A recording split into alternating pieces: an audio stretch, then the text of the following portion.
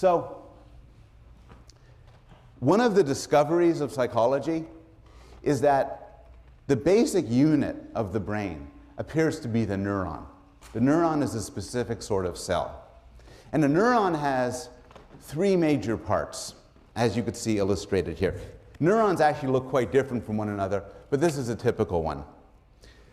There are the dendrites, these little tentacles here. And the dendrites get signals from other neurons.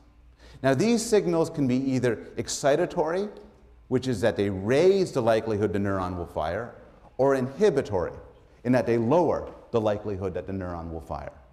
The cell body sums it up, and you could view it arithmetically.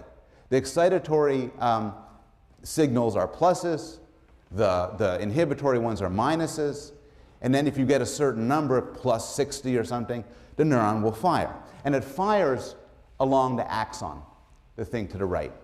The axon is much longer than the dendrites. And in fact, some axons are many feet long. There's an axon leading from your spinal cord to your big toe, for instance. It is so shocking the lights go out.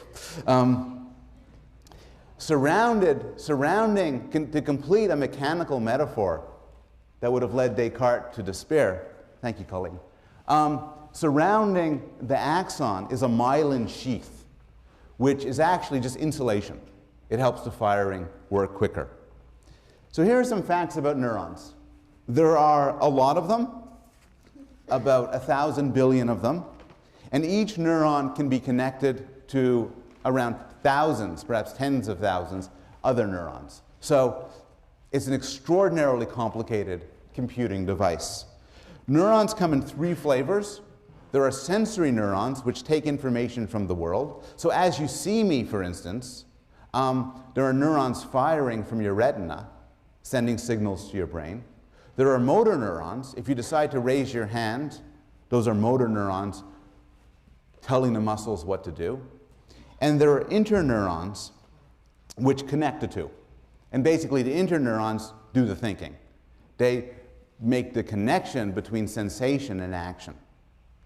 It used to be believed, and it's the sort of thing when I taught this course many years ago, I would lecture on, that neurons do not grow back once you lose them. You never get them back. This is actually not true. There are parts of the brain in which neurons can regrow. One interesting thing about neurons is a neuron is like a gun. It either fires or it doesn't. It's all or nothing. If you squeeze the trigger of a gun really hard and really fast, it doesn't fire any faster or harder than if you just squeezed it gently.